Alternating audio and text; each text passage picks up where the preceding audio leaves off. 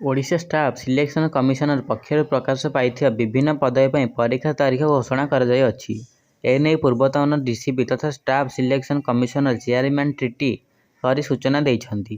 ଦିଆଯାଇଥିବା ସୂଚନା ଅନୁସାରେ ଓଡ଼ିଶା ଷ୍ଟାଫ୍ ସିଲେକ୍ସନ କମିଶନର ପକ୍ଷରୁ ପ୍ରକାଶ ପାଇଥିବା ବିଭିନ୍ନ ପଦବୀ ପାଇଁ ସମସ୍ତ ପରୀକ୍ଷା ଚଳିତ ଫେବୃଆରୀ ମାସରେ କରାଯିବ। ହେଲେ ସମସ୍ତ ପଦବୀଗୁଡ଼ିକ ପାଇଁ ଅଲଗା ଅଲଗା ପରୀକ୍ଷା ଧାର୍ଯ୍ୟ କରାଯାଇଅଛି। ଜୁନିୟର ସିଟ୍ରେଜନ, ଜୁନିୟର ଗ୍ରାଣ୍ଡ ଟାଇପର, junior type test, junior clerk type test କଲର୍ସ ଡେଟ୍ ଏଣ୍ଟ୍ରି ଅପରେଟର ପାଇଁ ଆସନ୍ତା ଫେବୃଆରୀ 4 ତାରିଖରେ ପ୍ରିଲିମିନାରୀ ପରୀକ୍ଷା କରାଯିବ। ଏଥିପାଇଁ ନଭେମ୍ବର 10 ତାରିଖ 2023ରେ ବିଜ୍ଞପ୍ତି ପ୍ରକାଶ ପାଇଥିଲା। ଆସିଷ୍ଟାଣ୍ଟ ପାଇଁ ଆସନ୍ତା ଫେବୃଆରୀ 13 ତାରିଖ ମେନ୍ ପରୀକ୍ଷା କରାଯିବ।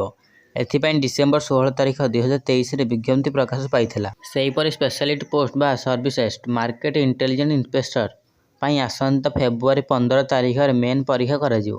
ଏହି ପଦବୀ ପାଇଁ ଡିସେମ୍ବର 16 ତାରିଖରେ 2023 ବିଜ୍ଞପ୍ତି ପ୍ରକାଶ କରିଥିଲେ ରାଜ୍ୟ ସରକାର। ସିନିୟର ଇକୋନୋମିକ୍ସ ଇନଭେଷ୍ଟିଗେଟର ପାଇଁ ଆସନ୍ତା ଫେବୃଆରୀ 23 ତାରିଖରେ ମେନ୍ ପରୀକ୍ଷା କରାଯିବ। ଏଥିପାଇଁ ଡିସେମ୍ବର 16 ତାରିଖ 2023ରେ ବିଜ୍ଞପ୍ତି ପ୍ରକାଶ ପାଇଥିଲା। Vital statistician assistant under the director of the health intelligence and vital statistics ପାଇଁ ମଧ୍ୟ ଫେବୃଆରୀ ଏବଂ ମାର୍ଚ୍ଚ ଏପ୍ରିଲ ମାସରେ ପରୀକ୍ଷା କରାଯିବ। ସେହିପରି ଫର୍ମାଲିଟିଜ୍ ପଦବୀ ପାଇଁ ଯେଉଁମାନେ ଆଶାୟୀ ଅଛନ୍ତି ସେମାନଙ୍କ ସାର୍ଟିଫିକେଟ୍ ଭେରିଫିକେସନ କରାଯିବ ବୋଲି କୁହାଯାଇଅଛି। ତାହା ସହିତ ଅନ୍ୟାନ୍ୟ କିଛି ପଦବୀ ପାଇଁ ଫେବୃଆରୀ ଓ ମାର୍ଚ୍ଚ ମାସରେ ସାର୍ଟିଫିକେଟ୍ ଭେରିଫିକେସନ କରାଯିବ ବୋଲି ସୂଚନା ଦିଆଯାଇଅଛି। ଏ ସମ୍ପର୍କରେ ଯଦି ଅଧିକ ଆପଣ ଜାଣିବାକୁ ଚାହୁଁଛନ୍ତି ତେବେ ଓଡ଼ିଶା ଷ୍ଟାଫ୍ ସିଲେକ୍ସନ କମିଶନର ୱେବସାଇଟକୁ ଯାଇ ଦେଖିପାରିବେ।